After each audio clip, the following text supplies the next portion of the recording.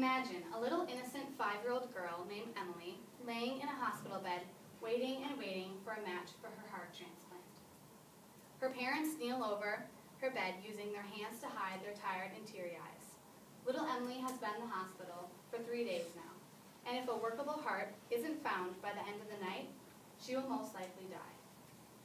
Emily looks at the white wall opposite of her as she thinks of her slow pulse beat in her arm where her IV penetrates her skin.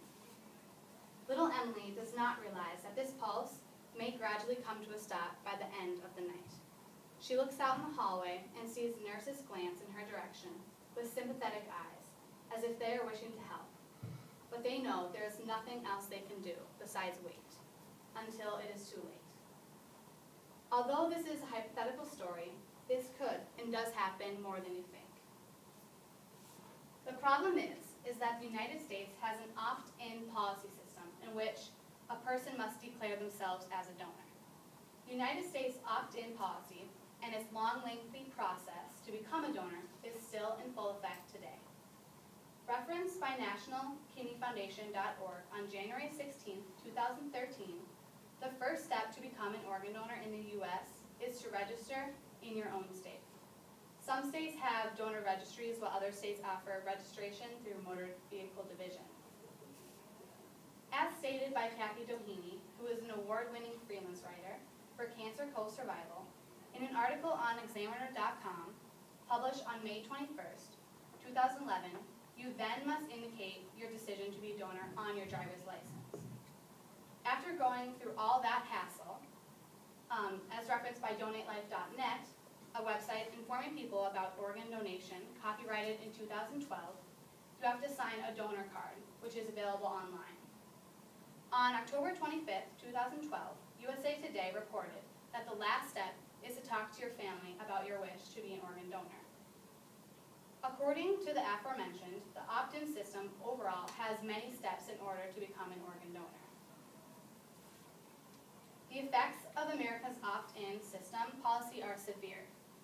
As said by Thomas Glocevich in his article for PNAS.org, which stands for Proceedings of National Academy of Sciences of the USA, published on July 30th, 2012, the opt-in system has caused less Americans to donate because it takes effort to switch from a non-donor to a donor. Thomas Glocevich also mentions in his article that citizens think policymakers recommend the opt-in policy. So some people do not register for this reason.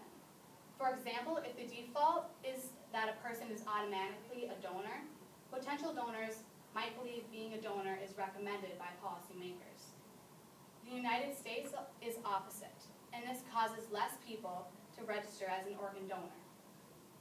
Referenced by organdonor.gov, a website sponsored by U.S. government, information of organ and tissue donation and transplantation, copyrighted in 2013, the effects of the lack of donors has caused many issues.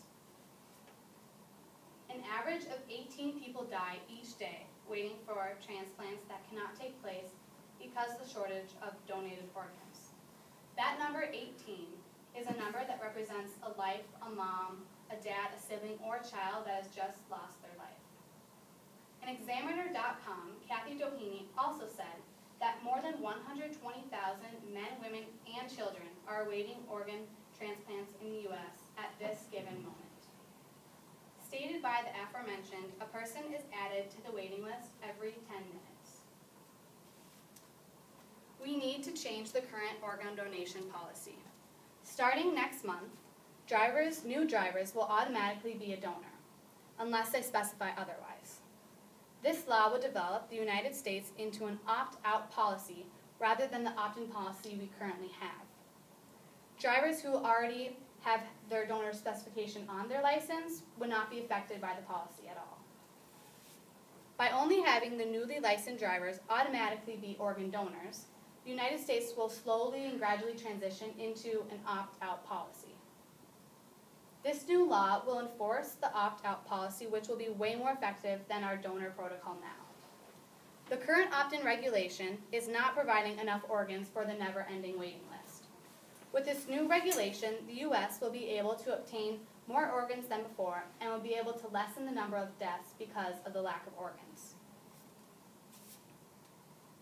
Things will get better if the opt-out system goes into effect. First of all, the United States donor percent rate would go way up.